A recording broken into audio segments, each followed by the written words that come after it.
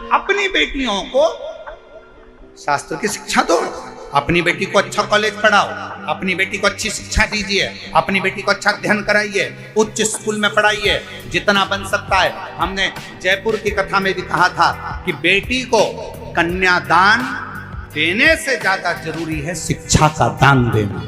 बेटी को अच्छा पढ़ाओ, उच्च शिक्षा प्रदान करो। कन्यादान जो दिया है वो हो सकता है कि एक ना एक दिन समाप्त हो जाए, और शिक्षा का दान जो तुमने दिया है, बेटी को पढ़ाया लिखाया, वो शिक्षा एक दिन उस बेटी की जिंदगी में कभी ना कभी काम जरूर आएगी। बनाओ बेटी को शिक्षा अच्छी दीजिए, और बच्चों को लायक बनाओ, खूब लायक बनाओ। पर बच्चों को इतना लायक भी मत बना देना कि एक दिन को माँ बाप को नालायक समझने लगे।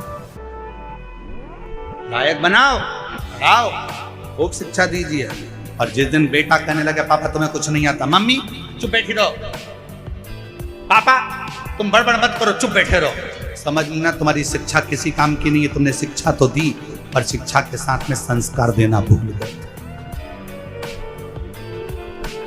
जिस दिन तुम्हारी औलाद, तुम्हारा पुत्र ऑफिस में तुम्हारा रुआब है, नौकरी में तुम्हारा रुआब है, घर जाने के बाद तुम्हारी औलाद तुमसे कहे पापा तुम चुप बैठे रहो, तुम्हें अक्ल नहीं है, मम्मी तुम चुप रहो, तुम्हारे को कुछ नहीं आता है, मम्मी चुप रहो, समझ लेना कि तुमने बच्चों को शिक्षा तो दी पर संस्कारों से जोड़ नहीं पाए। तुम बच्चों को लायक तो बना दिए पर उसने तुमको नालायक समझ लिया। इसलिए याद रखना, अपने बुढ़ापे को सुधारने के लिए अपनी औलादों के सामने तुम्हारी पत्नी भले 8वीं फेल है, पर बच्चों से हमेशा कहना कि तेरी माँ के बराबर कोई दुनिया में समझदार नहीं है, और अपने बच्चों के सामने कहना कि तेरे बाप के जैसा दुनिया में कोई समझदार नहीं है। अपने औलाद के सामने अपनी पत्नी का सम्मान करो, अपनी औलाद के सामने अपने पति का सम्मान करो। अगर आज पत्नी अपने पति को बच्चों के सामने कहेगी तेरे बाप में तो अकल ही नहीं है, तेरे बाप में तो अकल नहीं है, तो बच्चा भी वही सीखेगा। और बाप बोलेगा